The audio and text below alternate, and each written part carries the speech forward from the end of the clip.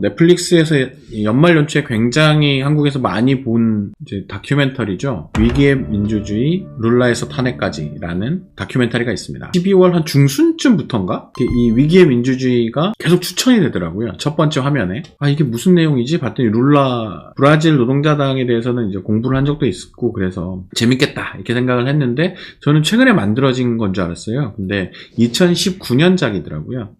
근데 왜 2019년작이 이렇게 지금 추천이 많이 될까 봤더니 타임라인에 볼만하다, 이걸 보자, 이런 글들이 이제 페이스북, 트위터 이런 데 많이 올라오더라고요. 그래서 사람들이 많이 봐서 많이 추천이 되는 건가? 이렇게 생각을 하게 됐고, 그래서 보게 됐죠.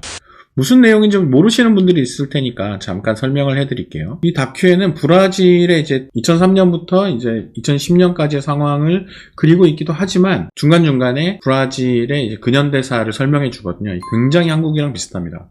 브라질은 1964년에 군사 쿠데타가 있었고, 이 군부 독재가 20여 년간 브라질을 통치합니다. 그리고 굉장히 썩어 들어갑니다, 나라가. 당연히 이에 항거하는 민주화운동이 일어났고, 특히 노동운동을 중심으로 굉장히 많은 조직들이 형성이 되고, 그 과정에서 룰라라는 지도자가 노동자당이라는 당을 만들면서 노동운동과 민주화운동을 이끄는 지도자로 성장을 하게 됩니다. 그리고 대통령 후보로 여러 번 나섰고 끝내는 당선이 됐죠. 한국도 비슷했죠. 1961년에 군사 쿠데타가 있었고 군부독재가 이어졌고, 1979년 다시 쿠데타가 일어났고, 80년에 쿠데타가 일어나서 군부독재가 이어졌고, 1987년에 와서야 민주항쟁이 벌어졌고, 정권이 바뀌는가 했더니 군부 출신의 대통령이 다시 대통령이 되고, 민간 대통령이 등장했지만 그 세력과 손을 잡아서야 됐고, 그 이후에 민주정부가 들어서게 되죠. 흥미로운 점은 브라질도 룰라가 당선되는 과정에서 보수 색채를 띠는 세력과 연정을 하게 됩니다. 기득권 세력들에 맞서기 위해서 연정을 하게 되는데 굉장히 불안한 상태가 되죠. 차기 정권으로 넘겼을 때, 그러니까 차기 정권이 더 많은 개혁을 추진하다가 고립되고 끝내는 탄핵에 이르게 되는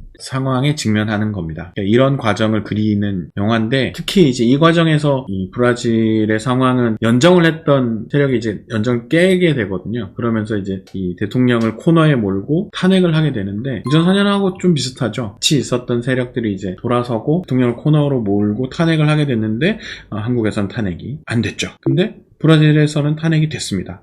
이 과정에 굉장히 중요한 세력이 개입을 하는데 사법기관입니다. 조금 더 자세히 설명해 볼게요. 이 영화에는 그 세르지오 모루라는 연방 판사가 등장합니다. 이 판사는 사실 수사권이 있는 판사예요. 한국으로 치면 판결권이 있는 검사라고 보면 됩니다. 신기하죠? 굉장히 강한 권한을 가지고 있는, 판결권을 가진 검사, 이렇게 볼 수 있어요. 이 사람이 이제 일명 세차 작전이라는, 영어로 오퍼레이션 카워시라고 불리는 작전명의 부정부패 수사에 들어갑니다. 그런데 이 수사가 부정부패를 결하는 수사로 진행이 돼야 되는데 선택적 정의를 하게 됩니다. 이른바 현 대통령, 지우마 대통령과 그들의 측근에 대한 수사를 깊게 들어가고 하나의 꼬투리를 잡아서 사람들을 구속시키는 반면에, 이 정치적 반대에 있는 사람들에 대해서 거의 수사를 하지 않습니다. 굉장히 선택적 정의가 이루어지게 되고, 이 선택적 정의의 끝은 룰라 전 대통령을 향하게 됩니다. 이런 과정이 반복이 되고, 이러면서 대통령의 지지율이 떨어지고 대통령이 탄핵 위기에 몰리게 되는데, 탄핵의 이유는 또 다른 이유였습니다. 그리고 그것들이 복잡하게 얽히면서 결국에 탄핵이 됩니다. 거기는 헌법재판소가 없기 때문에 상원에서 이것을 받아들이면 받아들이는 건데, 상원에서 이제 인용을 하면서 결국 탄핵이 되고 대통령 선거를 다시 치르게 됩니다.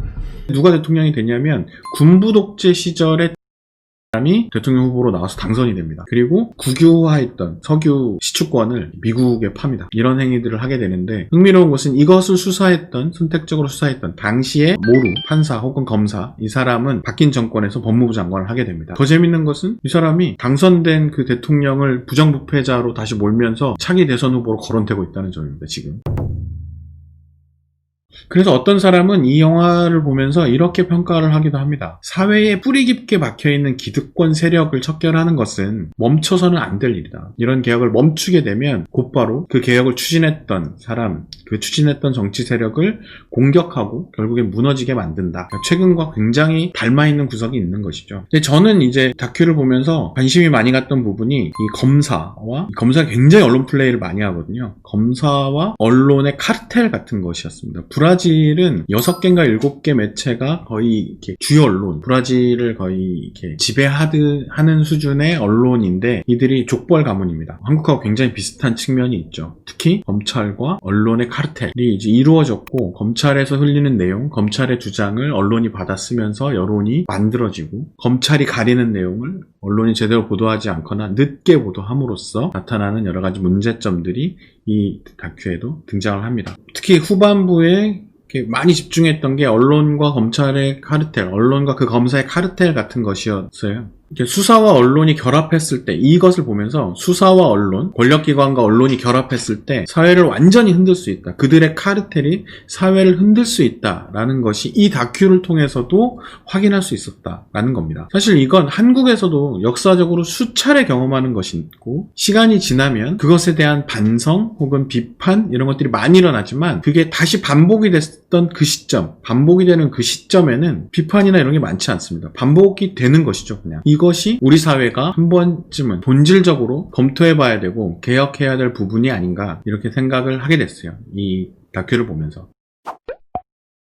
넷플릭스 유저가 아니면 이 다큐를 볼 수 없는데요. 넷플릭스 오리지널이기 때문에 한 달은 무료니까 이거 넷플릭스를 난 죽어도 보기 싫어 이런 분들은 한 달 그냥 무료니까 회원 가입하고 바로 회원 탈퇴를 해버리면 됩니다. 그러니까 한번 보시면 좋지 않을까 생각이 들고 저는 한국에서도 이런 다큐들이 좀 많이 늘어나고 있기 때문에 좋은 다큐가 한국에도 있으면 소개를 해드릴 생각입니다. 댓글이나 아니면 커뮤니티 이런 데서 이제 소개했으면 하는 영화나 다큐멘터리 혹은 이 책은 한번 이렇게 같이 소개해서 읽어봤으면 좋겠어요 이런 의견이 있으면 이메일 같은 것으로 보내주셔도 혹은 뭐 댓글로 달아주셔도 그냥 보고 이건 정말 같이 이렇게 나눴으면 좋겠다 이런 작품이 있으면 뭐든 상관없이 일주일에 한번 같이 나누는 자리를 마련해 보도록 하겠습니다. 저는 다음 편에서 뵙도록 하겠습니다. 제가 늘 하는 얘기 있죠. 지금까지 유익하셨다면 좋아요와 구독 부탁드립니다. 그러면 저는 다음 편에서 뵙겠습니다.